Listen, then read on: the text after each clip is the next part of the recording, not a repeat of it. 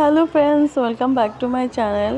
তো আবার হাজির হলাম নতুন একটা ব্লগ নিয়ে। তো পুজো তো অনেক দিন আগেই চলে গেছে, মোটামুটি শেষ প্রায় পুজো।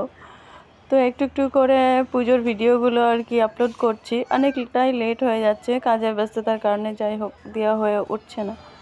তো আজকেও আরেকটা ভিডিও শেয়ার করলাম তোমাদের সাথে। তো আগের দিনেরটাও তো দেখেছো, ওটা এগুলো এই প্যান্ডেলগুলো দেখেছিলাম। তো আজকে যেটা তোমাদের সাথে শেয়ার করবো সেটা হচ্ছে বিজে ব্লকের যে মণ্ডপটা হয়েছিল, মানে ঠাকুর আমরা দেখতে গিয়েছিলাম। তো সেটাই আজকে শেয়ার করব।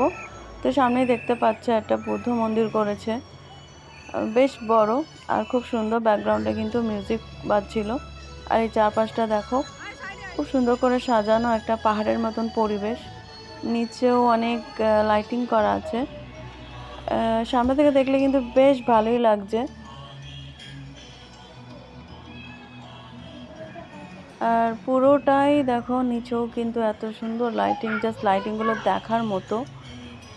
ভিড়ও ভালো ছিল। এবার এত ভিড়ের মধ্যে সেলফি স্টিক নিয়ে ভিডিও করাটা খুব টাফ হয়ে যায়, তবুও করেছি। আর এই দিকটাই দেখো, আস্তে আস্তে সবাই লাইনের দিক দিয়ে এগিয়ে যাচ্ছে। এটা হচ্ছে মণ্ডপের বাইরেটা, ভেতরে ঠাকুরটা আছে। তাই আমি বাইরেটা একটুখানি ভিডিও করে নিলাম। তারপরে পেছন দিক দিয়ে ঢুকতে হবে।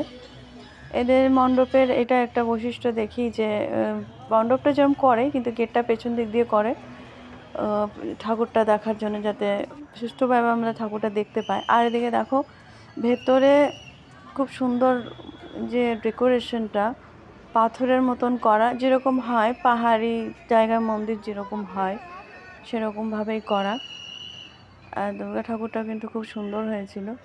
এটা একটা গুহার মতন অনেকটা ওরকম এটাকে করানো হয়েছে, দেখতে যেমন মনে হয় গুহার ভেতরে রয়েছে ঠাকুরটা। আর এই দেখো, দুর্গা প্রতিমা কিন্তু অসাধারণ। আর পুরো দেখো পাথরের মতন একটা করা আছে, দেখতে বেশ সুন্দর লাগছে। আমার তো ওখানেই জাস্ট মনে হচ্ছিলো আর একটু ভিডিও করে যায়, মানে অদ্ভুত একটা পরিবেশ লাগছিল। ব্যাকগ্রাউন্ডে মিউজিকও ছিল। আর যেটা হয়, বেশিক্ষণ দাঁড়াতে দেয় না, ভিডিও করতে দেয় না, তাও করি জোর জবরদস্তি। এটার জন্যে যে আমার সাথে সাথে আমার বন্ধুরা একটু দেখবে। তো ঠাকুরটা দেখে আমি জাস্ট মণ্ডপের বাইরে বেরিয়ে এসেছি। আর এদিকে বাইরের দিকটা মেলাও বসে, কিন্তু প্রতিবারই কিন্তু এই জায়গাটায় মেলা বসে, পার্কের বাইরেটা। তো সবাই মিলে একটুখানি ভিডিও করে নিচ্ছি, ভিডিও থেকে স্টিল ফটো হয়ে যায়। আর এদিকে দেখো, মেলাতে কত দোকান। ঠাকুর দেখার পাশাপাশি কিন্তু অনেক কিছু কেনাকাটাও করা যায়। আমি তো সে প্রতিবারই কিছু না কিছু কিনতেই থাকি। তো আমি তো ফুল ফ্যামিলি নিয়ে বেরিয়েছিলাম। আর বাইরে দেখো, খালি মেলা আর লোকজন, লাইটিং, এইসবই। তো ঠাকুর দেখে খিদে পেয়ে গেছিলো, তো বসে গেছে একটা রেস্টুরেন্টে, বাইরের দিকেই টেবিলটা। খেয়ে দিয়ে একটু হাঁটতে হাঁটতে ভাবলাম আশপাশের একটু ভিডিও করে নিই আর একটু ঠাকুরগুলো দেখে নিই, অনেকটাই রাত্রি হয়ে গেছে। তো ভিডিওটা তোমাদের কেমন লাগলো অবশ্যই কিন্তু তোমরা জানাবে। কার কীরকম পুজো কেটেছে সেটাও শেয়ার করো। কলকাতার পুজো যারা দেখেছো মোটামুটি জানো কলকাতার আমেজটা কেমন। আর যারা বাইরে থেকে দেখছো তারাও একটুখানি দেখে নিও ভিডিওটা। আর রাস্তায় যেতে যেতে একটা ঠাকুর আমরা দেখতে পেলাম, সেটার একটু ভিডিও করে নিয়েছি। আর এই ঠাকুরটা হচ্ছে সল্টলেকের এই ব্লকের পার্ট 1-এর ঠাকুরটা। এটাও কিন্তু প্রতিমা খুব সুন্দর করে। তো খুব বেশি এটার ভিডিও আমি করতে পারিনি, আর অল্প কিছুই করেছি, সেটুকু তোমাদের সাথে শেয়ার করলাম। আশা করি তোমাদের ভালোই লেগেছে ভিডিওটা।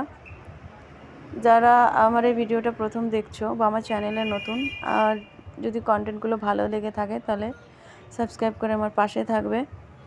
পাশে থাকা বেল আইকনটি অবশ্যই প্রেস করে অল করে দেবে, যাতে সব নোটিফিকেশান সবার আগে পৌঁছে যায় তোমাদের কাছে। তো আজকের ভিডিওটা এইটুকুই ছিল। দেখা হবে নেক্সট ভিডিওতে। দেখে যে কবে আবার নতুন ভিডিও আপলোড করতে পারবো।